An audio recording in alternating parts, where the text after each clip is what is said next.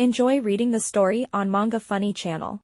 In the previous episode, I discovered two jewelry thieves, and thanks to Adam's cleverness, we managed to call Leo and the knights to capture them.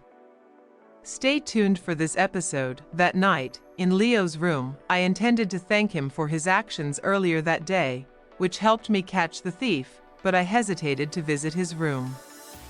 Gathering my courage, I knocked on his door. At that moment, he was in his room reviewing transmitted news relevant to the knights. Before I could sit down, Leo said, "Even though you have freedom within the mansion, it's still not appropriate to visit the room of the opposite gender so late at night. I wanted to tell you this before the day ends, so please forgive me." "You're right, I shouldn't have come at this hour. People might misunderstand. Thank you for helping me earlier. I only did what was expected of me as a knight. I thought you'd say that, but thanks to you, Lord Lauren, I'm completely unharmed." It has been confirmed that those two were indeed members of a thieves' guild. Suddenly, I thought back to the morning incident. I didn't share any plan with Adam. How did you know that? Does it have something to do with Master Adam? Adam can read people's minds. I rushed back to my room to inform everyone, but it was already late, so I decided to wait until morning. The next morning, after the family finished breakfast, I eagerly shared the news. My father said, "Adam has such a power." "Is it true, Adam?" Adam looked confused, not understanding what everyone was talking about. His expression was as innocent as a child's. My father said, "It's hard to believe, but let me test it." "Adam, try guessing what I'm thinking right now. I can mostly tell what you're thinking. Don't play with Adam like that." Adam and grandfather were having fun together. My mother said, "He may look scary when he's silent, but he's actually a kind person."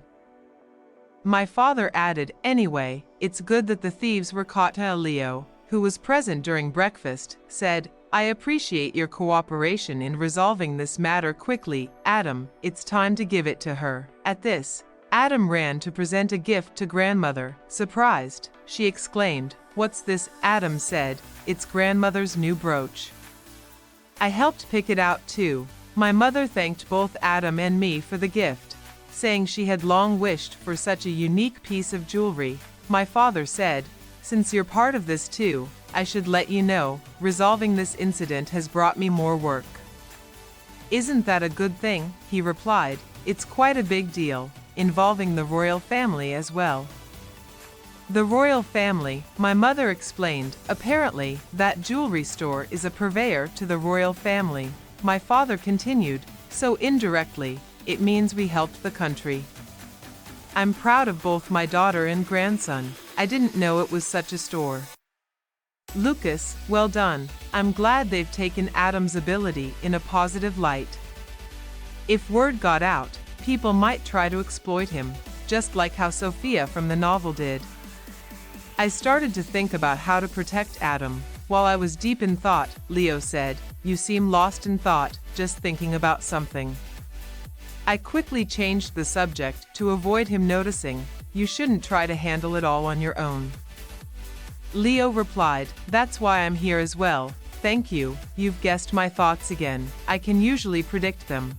"Does Lord Lauren also have the ability to read minds?" Leo replied, "Who knows?"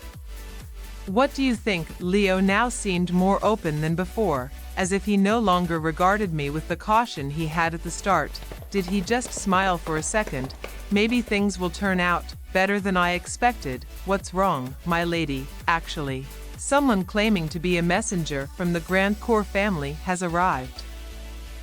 At that moment, outside the door, the Grand Cour family demanded to take Adam away, but were stopped by the servants. One servant came in to report the news. "What for?" "Well, they insist on meeting Master Adam and won't take no for an answer." "It sounds like things are getting noisy. Is it a guest?" At this time, Adam was painting in the garden, closely watched by two servants.